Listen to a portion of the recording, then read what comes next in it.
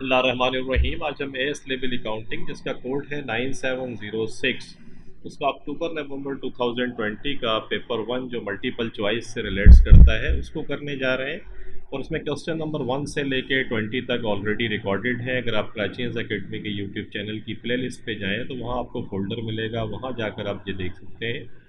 आज हम अपने लेक्चर का स्टार्ट क्वेश्चन नंबर 21 से करते हैं।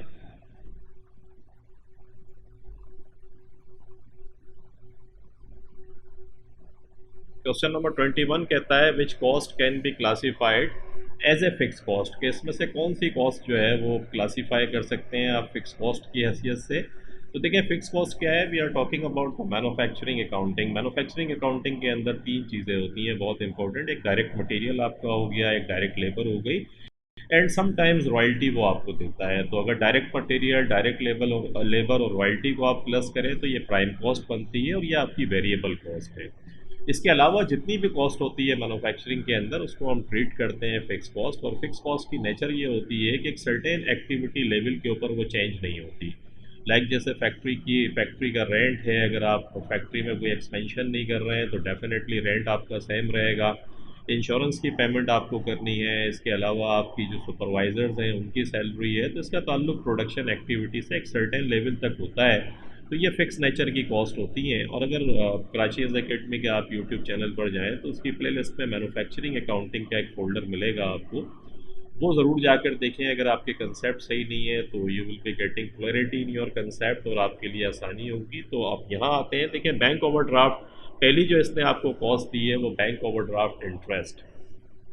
बैंक ओवरड्राफ्ट क्या होता है कि आप अपने अकाउंट से ज़्यादा पैसे अगर बैंक से निकालते हैं तो उस पर बैंक इंटरेस्ट लेता है। तो अगर आप कम यूटिलाइज़ कर रहे हैं इस फैसिलिटी को, कम पैसे निकालते हैं तो इंटरेस्ट कम लगेगा, और अगर ज़्यादा निकालते हैं तो फिर इंटरेस्ट डेफिनेटली ज़्यादा लगेगा। तो इसकी इसकी जो नेचर है वो वेरिएबल नेचर है, फिक्स नहीं है, इसलिए ये चॉइस तो इनकरेक्ट हो गई। नंबर बी में कहता है piece rate labour cost. Piece rate labour cost का मकसद है कि अगर पीसीज आप मैन्युफैक्चरिंग में बना रहे हैं, ज़्यादा बना रहे हैं तो लेबर कॉस्ट ज़्यादा लगेगी। अगर आप पीसीज कम बना रहे हैं तो कॉस्ट कम लगेगी, और अगर बिल्कुल नहीं बना रहे हैं तो ये कॉस्ट नहीं लगेगी। तो इसकी नेचर भी नॉर्मली वेरिएबल नेचर की होती है, तो ये भी इनकरेक्ट चॉइस है। सेल्स कमीशन, अगर आप सेल्स जो है अगर आपकी उसके टारगेट्स अचीव कर रही है आपकी टीम तो फिर उसको आप कमीशन देते हैं, और अगर वो टारगेट अचीव नहीं कर रही है, माल ज़्यादा नहीं बिक रहा है, सेल्स कम हो रही है, तो ये कमीशन डेफिनेटली फिर कम होगा। तो इसकी नेचर भी it varies with the sales के, आपके सेल्स के वॉल्यूम क्या आ रहे हैं। तो ये भी वेरिएबल हो गई। अलबत्ता टेलीफोन रेंटल्स जो डी चॉइस के अंदर आपको दिया हुआ है, टेलीफोन रेंटल की अगर हम बात करें तो आपके घर में जो बिल आता है टेलीफोन का, उसको देखें वो बिल दो हिस्सों के अंदर बटा होता है। एक तो वेरिएबल होता है, जितनी आप कॉल्स करेंगे, जितनी आप उस फैसिलिटी को ज़्यादा इस्तेमाल करेंगे उसके हिसाब से बिल आपका ज़्यादा आएगा, और अगर आप कॉल्स कम कर रहे हैं तो डेफिनेटली बिल कम होगा। लेकिन हर महीने टेलीफोन कंपनी आपसे एक चार्जेस लेती है इस कनेक्शन के, उसको कहते हैं रेंटल चार्जेस, और वो फिक्स होते हैं। आप बिल में देखिएगा तो ये नॉर्मली फिक्स नेचर की कॉस्ट होती है, जैसे टेलीफोन रेंटल कहते हैं। तो क्वेश्चन नंबर 21 के अंदर जो राइट चॉइस है आपकी, फिर डी चॉइस बनती है। क्वेश्चन नंबर 22 के अंदर आते हैं, employ works a 40 hours week at an hourly rate of $8 के कंपनी जो है वो एक एम्प्लॉय जो है वो काम करता है 40 आवर्स वीक करता है, और उसका जो आर्ली रेट है वो $8 के हिसाब से है। She receives a bonus of 30% of the hourly rate for time saved producing each unit, के हर यूनिट को बनाने में अगर वो जो उसका टारगेट टाइम है अगर उससे कम वो लेती है टाइम, तो फिर उसको 30% जो है इसी टाइमली, इसी जो रेट आपको आर्ली रेट दिया हुआ है इसका 30% उसको बोनस के तौर पे मिलेगा।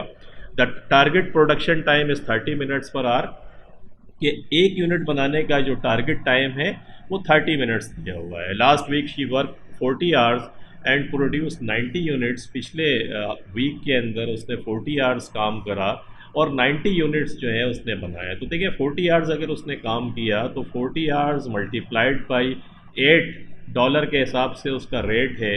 तो 40 को पहले तो आप मल्टीप्लाई कर दें 8 से, जब 8 से मल्टीप्लाई करेंगे तो 320 आपके पास डॉलर आता है।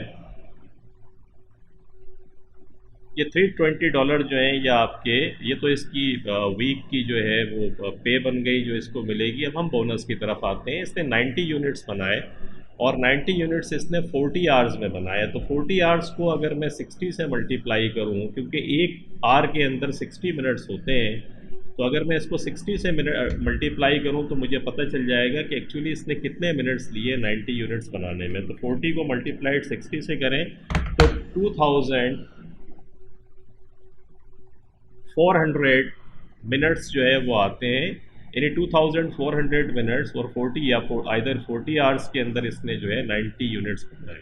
अब हम बात करते हैं 30 मिनट्स पर यूनिट के हिसाब से टारगेट दिया हुआ, तो 90 यूनिट्स बनाए। 30 मिनट्स के अंदर एक यूनिट बनाना था और 90 यूनिट्स अगर इसने बनाए तो 2700 जो टाइम था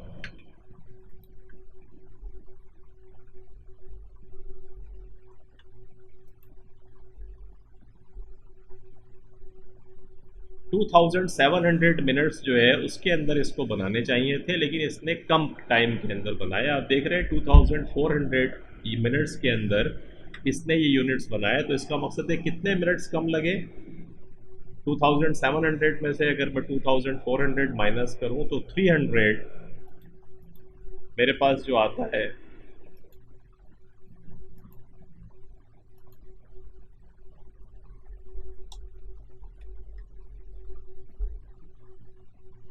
थ्री हंड्रेड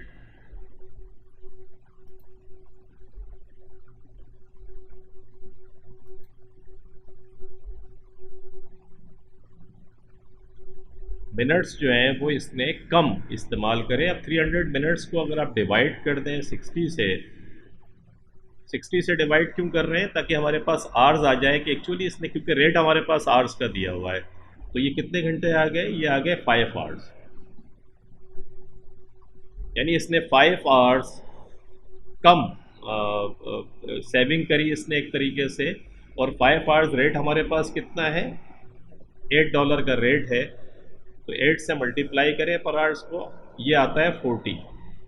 लेकिन ये 40 जो है $40 इसको बोनस में नहीं मिलेगा, क्योंकि आप देखिए उसने लिखा है 30%, तो इस 40 का आप 30% निकालें। तो इस 40 का अगर आप 30% निकालेंगे तो ये $12 बनता है। तो $12 जो है इसको एक्चुअली बोनस मिला।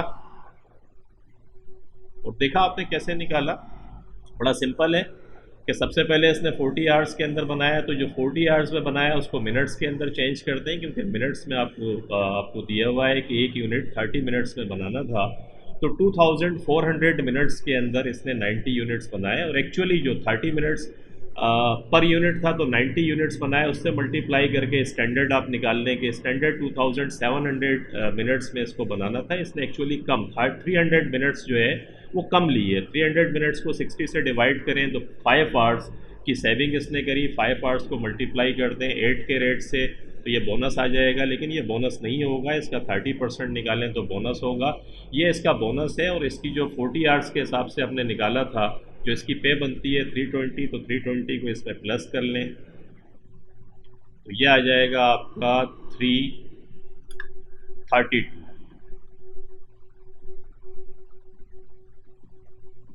$332 जो है एक्चुअली इसकी ग्रॉस पे बनती है। और $332 अगर आप देखें तो बीच वाइज के अंदर दी हुई नज़र आएगी आपको। तो इसका मकसद है 22 के अंदर वी कैन सेफली से कि जो बीच वाइज है हमारी वो फिर राइट चॉइस बनती है। और लॉजिक मैंने आपको समझाई। क्वेश्चन नंबर 23 में आते हैं, business uses the weighted average method to value its inventory. तो वेटेड एवरेज इस्तेमाल करता है वो अपनी इन्वेंट्री को वैल्यू करने के लिए। It purchase the following units of inventory. इसने ये यूनिट्स इन्वेंट्री के जो है वो खरीदे।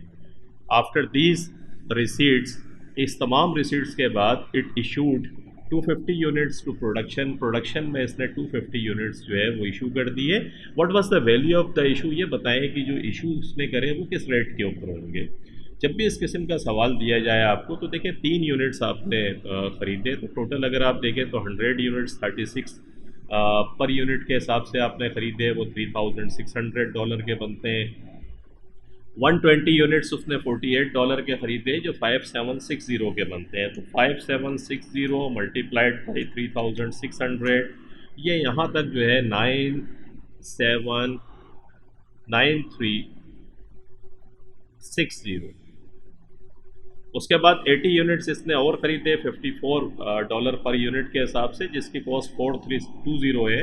तो 936 के अंदर आप इसको प्लस कर लें 43220, तो आपके पास 13680 ये आपके पास आता है।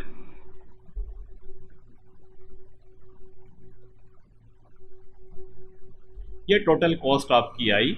और टोटल यूनिट्स आपके कितने हैं? 100, 120, 220, 220 के अंदर 80 प्लस करें तो ये आपके पास आ जाएगा 300, यानी टोटल 300 यूनिट्स आपने खरीदे और उसकी टोटल कॉस्ट जो है 13,680 बनती है। तो अब ये 13,680 जो है इसको डिवाइड कर दें 300 से, ताकि आपके पास वेटेड एवरेज कॉस्ट आ जाए। तो तरीका क्या है, क्योंकि ये तीनों आपकी थी तो हर स्टेज पे निकालने की ज़रूरत नहीं है। आप पहले इन तीनों को प्लस करें और तीनों यूनिट्स को प्लस करें तो, और फिर डिवाइड कर दें। 13,680 को डिवाइड किया आपने 300 यूनिट से तो 91.2 आपके पास आता है।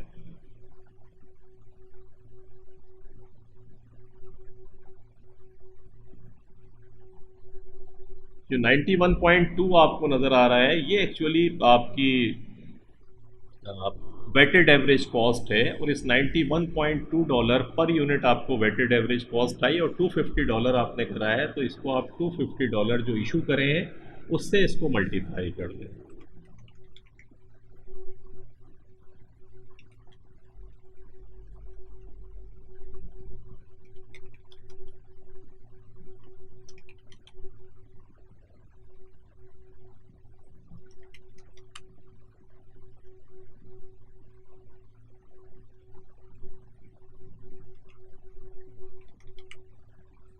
ये बल्कि थोड़ा सा मिसिंग हो गया कि ये 91 नहीं है। अगर आप देखें 13,680 को डिवाइड करेंगे 300 से तो ये आपके पास 45.6 आएगा। तो ये 45.6 को जब आपने 250 से मल्टीप्लाई किया तो 11,400 आपके पास आता है।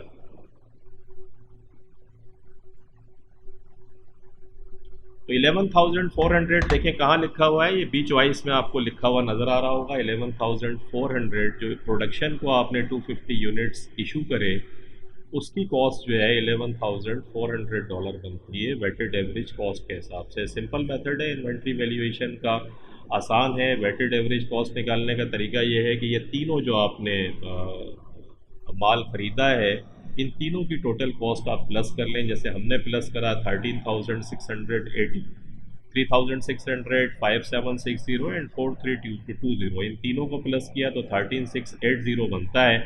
और टोटल यूनिट्स प्लस कर लेंगे, या टोटल यूनिट्स हमने कितने खरीदे वो 300 बनते हैं। 300 से 13,680 को आपने जब 300 से डिवाइड किया तो 45.6 per unit weighted average cost कहलाती है ये। तो इसको इशू से मल्टीप्लाई कर दें, जो वैल्यू आएगी उसको चेक करें किस चॉइस में दी हुई है और उसको टिक कर दें। तो 11,400 हमारी चॉइस है। क्वेश्चन नंबर 23 के अंदर वी कैन सेफली से कि बी चॉइस हमारी राइट चॉइस है। 24 में आते हैं। A business provides the following information. एक बिजनेस ने आपको ये इन्फॉर्मेशन प्रोवाइड्स करी। मंथ है अप्रैल एंड मई का। Number of machine hours 34,000 machine hours चले। जब मशीन चली तो $493,000 जो है ओवरहेड हमारा खर्चा हुआ। ओवरहेड मैं बता के आ रहा हूँ आपको, मैन्युफैक्चरिंग में डायरेक्ट मटेरियल, डायरेक्ट लेबर और बाकी जो कुछ मैन्युफैक्चरिंग पर लगता है वो सब ओवरहेड कहलाता है। इसी तरीके से 67,000 जो मशीन आवर्स जब इस्तेमाल हुए तो $625,000 जो है इसका ओवरहेड आपका खर्च हुआ। कहता है द वेरिएबल ओवरहेड रेट पर मशीन आवर वॉज $4 के पर जब मशीन चलती है तो उस पर वेरिएबल कॉस्ट जो लगती है वो $4 की लगती है। वेरिएबल ओवरहेड जो है, एक फिक्स ओवरहेड होता है, एक वेरिएबल ओवरहेड होता है जो प्रोडक्शन के साथ वेरी करता है। तो वेरिएबल ओवरहेड जो है वो $4 पर था। What was the monthly fix overhead, ये बताएं कि मंथली फिक्स ओवरहेड आपका कितना था। तो तीन कंपोनेंट मैन्युफैक्चरिंग के, direct material, direct labour and factory overhead. और फैक्ट्री ओवरहेड को अगेन दो हिस्सों में डिवाइड कर देते हैं। एक फैक्ट्री ओवरहेड वेरिएबल होता है, एक फैक्ट्री ओवरहेड फिक्स होता है। फिक्स जो है एक सर्टेन एक्टिविटी लेवल के ऊपर चेंज नहीं होता। On the other hand variable है वो चेंज होता है। तो $4 पर आवर के हिसाब से दिया हुआ है, पर मशीन आवर के हिसाब से। बड़ा सिंपल तरीका है, जब भी ये इन्फॉर्मेशन आपको दे तो किसी भी एक एक्टिविटी को उठाएं। जैसे ये 34,000 को उठा लेते हैं, 34,000, क्योंकि ये total cost provide the following information है, तो ये 34,000 को आप उठा लें और इसको मल्टीप्लाई करते हैं इस 4 से जो वेरिएबल आपको दिया हुआ है। तो 34,000 को आप मल्टीप्लाई करेंगे अगर 4 से तो 136,000 बनती है। ये आपकी वेरिएबल फैक्ट्री ओवरहेड आ गए। टोटल आपके ओवरहेड्स क्या दिए हुए हैं, 493,000 दिए हुए हैं। तो 493,000 टोटल में से ये टोटल ओवरहेड है। इसमें से अगर मैं ये वेरिएबल ओवरहेड जो मैंने निकाला है इसको मैं अगर माइनस कर दूँ तो 493,000 माइनस 136,000 को माइनस किया, 357,000 आता है। ये जो 300 ये फिक्स फैक्ट्री ओवरहेड आपका, ये फिक्स फैक्ट्री ओवरहेड है। देखिए लॉजिक बड़ी सिंपल है कि टोटल ओवरहेड उसने आपको दिए हुए हैं, वेरिएबल का रेट दिया हुआ है, किसी भी एक एक्टिविटी लेवल के ऊपर आप अप्लाई करें इस वेरिएबल के रेट को, आपके पास वेरिएबल फैक्ट्री ओवरहेड आ जाएंगे। टोटल में से वेरिएबल को माइनस कर दें, फिक्स कॉस्ट आएगी। आप देखें डी के अंदर ये 357,000 इसने दिया है जो हमने निकाला। तो क्वेश्चन नंबर 24 के अंदर वी कैन सेफली से कि हमारी डी चॉइस जो है वो राइट चॉइस है। आप इसको एक और तरीके से चेक कर सकते हैं, आप चाहें तो 67,000 के ऊपर भी इसको चेक करके देखें। देखें यही आएगा, 67,000 को 4 से मल्टीप्लाई करें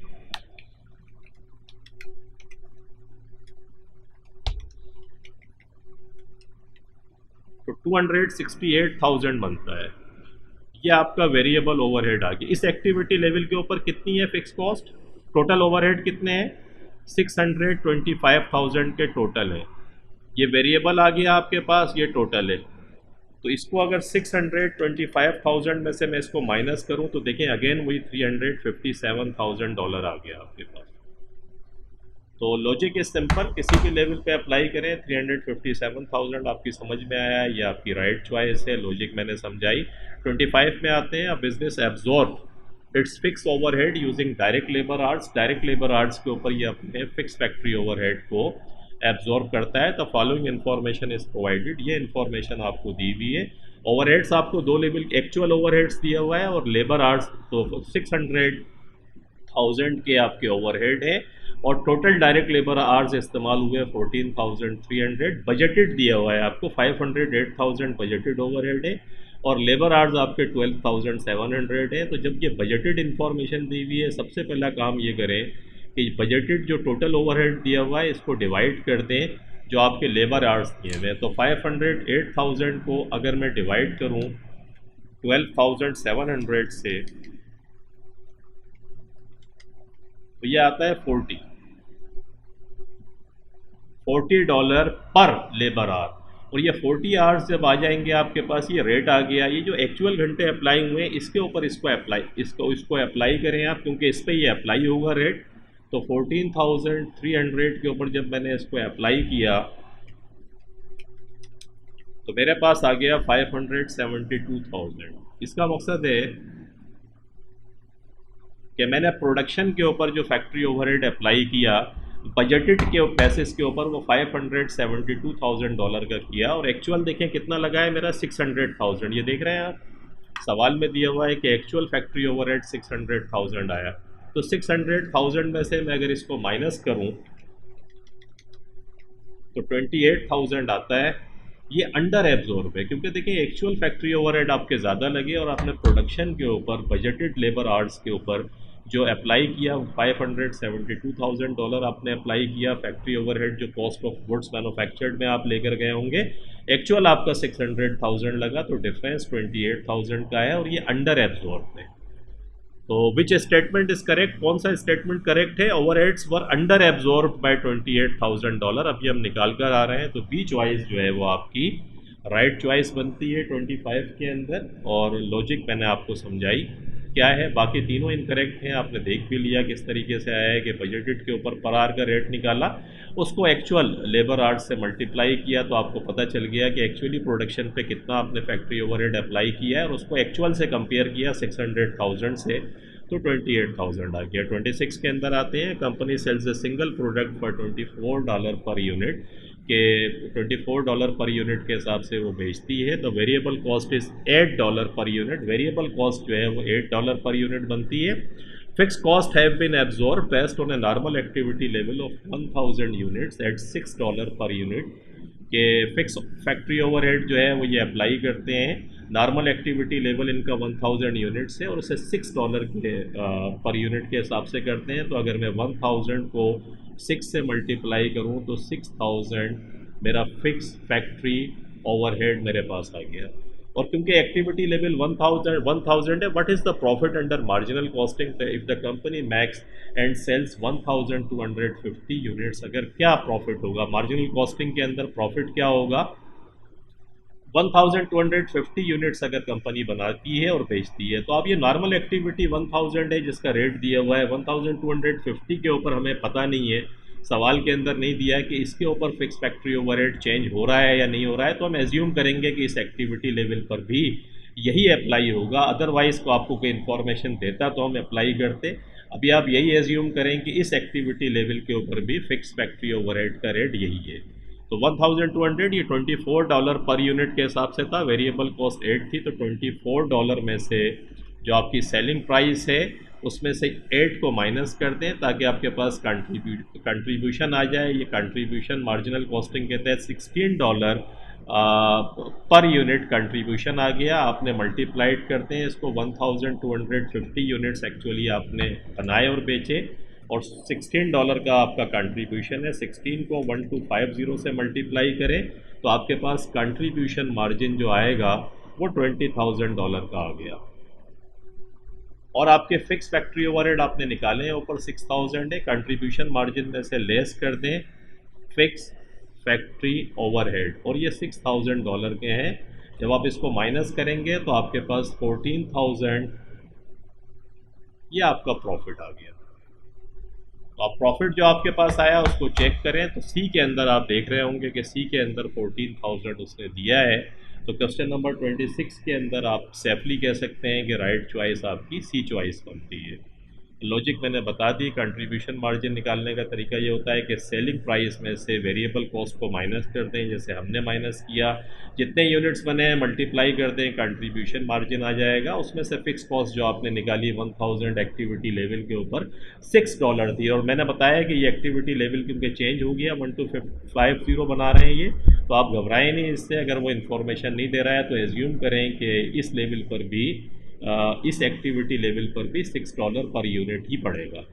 27 के अंदर आते हैं। 27 के अंदर कहता है, a product has the following revenue and cost. एक प्रोडक्ट जो है उसकी ये रेवेन्यू एंड कॉस्ट थे, सेलिंग प्राइस थी 40 और मार्जिनल कॉस्ट इसकी आ रही थी। मार्जिनल कॉस्ट का मकसद है वेरिएबल कॉस्ट $22 थी, फिक्स मैन्युफैक्चरिंग ओवरहेड जो है $6 थे, और नॉन मैन्युफैक्चरिंग जो थे वो $2 थे। कहता है what is the contribution to sales ratio. Contribution to sales ratio क्या है? तो देखिए लॉजिक ये है कि दोनों इन्फॉर्मेशन इस सवाल के अंदर इस्तेमाल नहीं होंगी, फिक्स मैन्युफैक्चरिंग ओवरहेड भी और नॉन मैन्युफैक्चरिंग ओवरहेड भी, क्योंकि कंट्रीब्यूशन मार्जिन रेशो का जब हम निकालते हैं तो सिंपल सेलिंग प्राइस में से आप मार्जिनल कॉस्ट को माइनस कर दें, तो 40 में से 22 को माइनस करें, 18 आ जाएगा। ये कंट्रीब्यूशन मार्जिन कहलाता है। तो कंट्रीब्यूशन टू सेल्स रेशो जो होती है, कंट्रीब्यूशन टू सेल्स रेशो, इसका तरीका होता है कंट्रीब्यूशन मार्जिन को ऊपर रखते हैं और सेलिंग प्राइस को नीचे रखते हैं। तो 18 को ऊपर रखें जो आपने निकाला है, और सेलिंग प्राइस है इसकी 40, इसको 40 से डिवाइड कर दें और मल्टीप्लाई 100 कर दें। तो 18 divided by 40 multiplied by 100 you get 45%। तो ये 45% आया, और 45% आप देख रहे होंगे कि सी चॉइस के अंदर आपको दिया है। तो 27 के अंदर जो आपकी राइट चॉइस बनती है वो सी चॉइस बनती है। और सिंपल दो इन्फॉर्मेशन उसने आपको घबराने के लिए दी थी, लेकिन घबराना नहीं है, आप सिंपल तरीके से इसको कैलकुलेट करें, आपको लॉजिक पता होनी चाहिए। Contribution margin divided by sales multiplied by 100, ये कंट्रीब्यूशन टू सेल्स रेशो आती है। 28 में आते हैं, which statement about cost volume profit analysis are correct. Cost volume profit analysis marginal cost की बात करता है। कौन सा स्टेटमेंट सही है? It applies over any time period. Any time period तो कोई भी अप्लाई नहीं कर सकते, definitely there is a time period. हम टाइम पीरियड के हिसाब से करते हैं। एक सर्टेन पीरियड होता है जिसमें हम सब कुछ कैलकुलेट कर रहे होते हैं। वो मंथली भी हो सकता है, बाई मंथली भी हो सकता है, और इसके अलावा ईयरली भी हो सकता है। तो एक सर्टेन पीरियड होता है। तो ये तो इनकरेक्ट है। It is suitable for any range of output. Any range of output के ऊपर तो फिर आपकी कॉस्ट वॉल्यूम प्रॉफिट एनालिसिस के अंदर जो है वो चीज़ें चेंज हो जाती हैं। अगर आपकी आउटपुट बहुत ज़्यादा है तो हो सकता है कैपेसिटी ही आपके पास ना हो बनाने की, तो हर चीज़ चेंज हो जाएगी। तो ये भी इनकरेक्ट है। Profits are calculated using marginal costing. Cost volume profit जो है वो मार्जिनल कॉस्टिंग को ही कहते हैं, उसी को हम इस्तेमाल करते हैं। तो ये स्टेटमेंट्स जो है वो आपका बिल्कुल सही है। नंबर थर्ड की अगर हम बात करें तो डी चॉइस में देखें थर्ड ओनली। ये डी चॉइस जो है 28 के अंदर ये बिल्कुल सही है कि थर्ड ओनली। तो लॉजिकली हमने इसको समझा। 29 के अंदर आते हैं। Total cost at two level of production are as follows. दो मुख्तलिफ लेवल ऑफ प्रोडक्शन के ऊपर आपको टोटल आपको कॉस्ट दी हुई है। कहता है fix cost will increase by $30,000 के फिक्स कॉस्ट जो है $30,000 से बढ़ जाएगी if more than 20,000 units are produce. अगर आप 20,000 से ज़्यादा यूनिट्स प्रोड्यूस करते हैं। What are the total cost of 25,000 units are produce, कि टोटल कॉस्ट क्या है अगर 25,000 यूनिट्स जो है कंपनी बनाती है। तो देखिए जब भी ऐसा आपके पास आया तो सबसे पहले तो आप फिक्स कॉस्ट निकालें।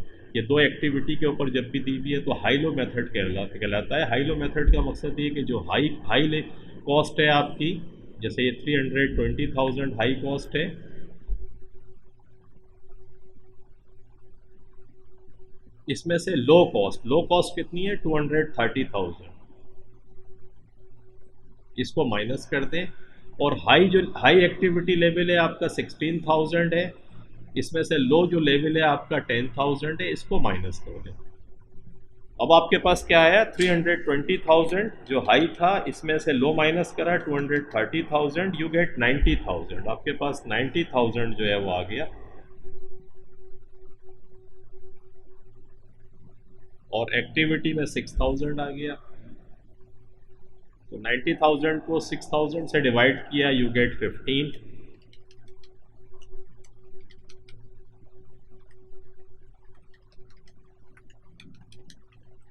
ये $15 का जो रेट है, एक्चुअली इस फार्मूले से याद रखिएगा जो भी आप निकालेंगे ये वेरिएबल रेट होगा कि वेरिएबल कॉस्ट। इस फार्मूले से जो रेट निकलता है वो वेरिएबल कॉस्ट का होता है। इस वेरिएबल का जब रेट आ जाए तो इसे किसी भी लेवल के ऊपर अप्लाई कर दें। जैसे मैं पीछे भी समझा के आ रहा हूँ, उसे 10,000 पे अगर आप अप्लाई करें तो ये 150,000 बनता है। ये 150,000 एक्चुअली आपकी फिक्स कॉस्ट है, सॉरी वेरिएबल कॉस्ट है।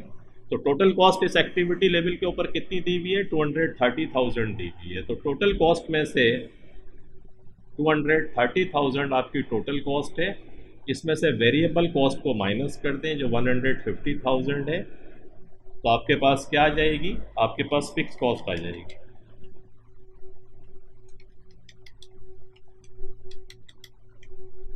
ये $80,000 आपने निकाली, ये एक्चुअली आपकी फिक्स कॉस्ट है। सिंपल फार्मूला है, हाई लो मेथड करके जो रेट निकलेगा वो वेरिएबल का रेट होगा, उसको किसी भी एक्टिविटी लेवल के ऊपर अप्लाई करके आप निकाल लें, वो वेरिएबल कॉस्ट आपकी हो जाएगी। जब वेरिएबल कॉस्ट एक दफ़ा आ जाए तो टोटल में से आप क्या करें, टोटल में से आप वेरिएबल कॉस्ट को माइनस कर दें, ये फिक्स कॉस्ट आपकी आ गई। वो आपने क्योंकि 25,000 यूनिट्स बनाए हैं, वो कहता है 20,000 से अगर बढ़ेंगे तो 30,000 इजाफा हो जाएगा। तो इस 80,000 के अंदर ये 30,000 प्लस और कर लें, ये इंक्रीज है। तो 110,000 आपको पता चल गया कि $110,000 ये आपका फिक्स फैक्ट्री ओवरहेड आ गया। फिक्स फैक्ट्री ओवरहेड आपके पास आ गया। तो वो टोटल कॉस्ट आपसे पूछ रहा है। तो वेरिएबल कॉस्ट 25,000 यूनिट्स आपने बनाए, 25,000 यूनिट्स, आपके पास वेरिएबल का रेट आया था 15, तो 25,000 units multiplied by 15 you get 375,000। ये 375,000 ये आपकी वेरिएबल कॉस्ट आ गई, और फिक्स कॉस्ट आपकी कितनी थी वो आपने निकाली है 110,000।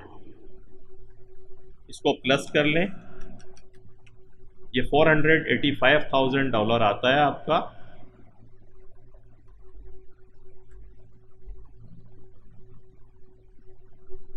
ये आपकी टोटल कॉस्ट है।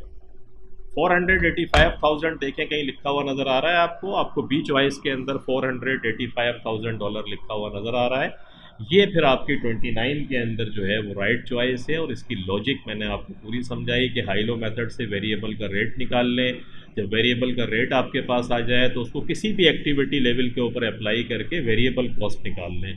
वेरिएबल कॉस्ट एक दफ़ा जब आ जाए तो टोटल कॉस्ट उस एक्टिविटी लेवल पे जो दी हुई है, जैसे हमारे केस में 230,000 थी, इसमें से वेरिएबल कॉस्ट मैंने माइनस करी तो फिर फिक्स कॉस्ट आ गई। फिक्स कॉस्ट में उसने कहा था इंक्रीज 30,000 है, मैंने प्लस किया $110,000 आ गया। वेरिएबल $25,000 बनाए थे। वेरिएबल कॉस्ट का जो रेट है वो $15 था। मल्टीप्लाई करके वेरिएबल कॉस्ट निकाल ली, फिक्स कॉस्ट निकाल चुके हैं, दोनों निकाल के आपने टोटल कॉस्ट निकाल ली। जब ये वीडियो आप देखें तो फिर 16,000 के ऊपर भी इसी तरीके से अप्लाई कीजिएगा, तो आपको लगेगा कि फिक्स कॉस्ट वही आएगी जो हमने इससे निकाली। नंबर 30 के अंदर आते हैं, which are benefits of a budgetary cost system, budgetary control system. Budgetary control system ये होता है कि बिफोर किसी भी साल के शुरू में या किसी भी एक पीरियड के अंदर हम पहले से बजट बनाते हैं। डिफरेंट डिपार्टमेंट्स के बजट होते हैं कि इस बजट के अंदर रहते हुए उन्हें काम करना है। उस बजट में हम टारगेट सेट करते हैं, की परफॉर्मेंस इंडिकेटर्स होते हैं कि वो डिपार्टमेंट क्या काम करेगा, कॉस्ट कंट्रोल करने के लिए इनिशिएटिव क्या लेगा। तो it's a very good measure. अगर ये बजटरी कंट्रोल सही से एक्सरसाइज हो रहा हो तो आपका प्रॉफिट भी बढ़ जाता है। अगर आपका प्रॉफिट बढ़ेगा तो डेफिनेटली आप किसी भी अगर लोन के लिए अप्लाई कर रहे हैं तो उसमें भी ये बड़ा यूज़फुल होता है। अगर बजटरी कंट्रोल जहाँ अप्लाई हो रहा होता है तो बैंक भी फिर उसको समझता है कि यार इनके जो ये बातें कर रहे हैं ये बाकायदा कोई सिस्टम भी फॉलो कर रहे हैं, तो बैंक लोन में भी आपको आसानी होती है। आपके आपके जो डिफरेंट एरियाज़ हैं वो भी इम्प्रूव हो रहे होते हैं, और आपके जो कंट्रोल है एक्सपेंडिचर जो खर्चे हो रहे हैं वो भी फिर कंट्रोल के अंदर रहते हैं, क्योंकि आप बिफोर हैंड कैलकुलेट करते हैं कि आपको खर्चा करना ही इतना है इन इन इन आई मीन टू से इस एक्टिविटी लेवल के ऊपर। तो उसमें आप कुछ एजम्पशंस भी इस्तेमाल करते हैं। तो यहाँ हम देखते हैं it can be use to control expenditure. ये बिल्कुल सही बात है कि आप एक्सपेंडिचर जो है वो कंट्रोल कर सकते हैं बड़े इत्मीनान के साथ अगर आप बजटरी कंट्रोल को फॉलो करते हैं। It can be use to record accounting transaction, ये इनकरेक्ट है। अकाउंटिंग ट्रांजेक्शन की रिकॉर्डिंग से इसका कोई ताल्लुक नहीं है, तो ये इनकरेक्ट है। It can help when applying for a loan. मैंने बताया है कि लोन भी के लिए जब अप्लाई करें तो ये भी हेल्पफुल हो सकता है, क्योंकि बैंक को पता है कि आपकी जो आप बातें कर रहे हैं वो सेंस बनाती हैं, आप बाकायदा बजटरी कंट्रोल फॉलो कर रहे हैं। तो जो आप बातें कर रहे हैं कि फ्यूचर में ये प्रॉफिट होगा, और बैंक को जो वो बैंक आपको पैसे दे रहा है वो बैंक को मिल भी जाएंगे। ऐसा नहीं है कि आप बैंकरप्ट हो जाएं, तो ये हेल्पफुल होता है।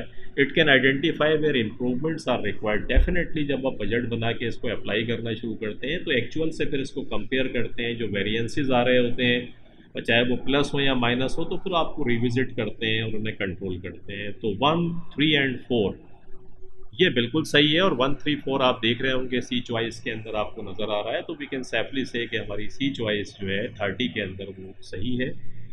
तो ये क्वेश्चन नंबर 30 ये पेपर आपका कंप्लीट हुआ। होप आपकी समझ में आया होगा, आपको अच्छा लगा होगा। जो चीज़ अगर समझ नहीं आई तो कमेंट्स के अंदर लिखिएगा। Thank you very much for watching the video. फिर मिलते हैं नेक्स्ट 2020 हमने कंप्लीट कर लिया, अब 2019 हम शुरू करेंगे। तो टेक केयर, अपना बहुत ख्याल रखिएगा। Thank you very much. अल्लाह हाफिज़।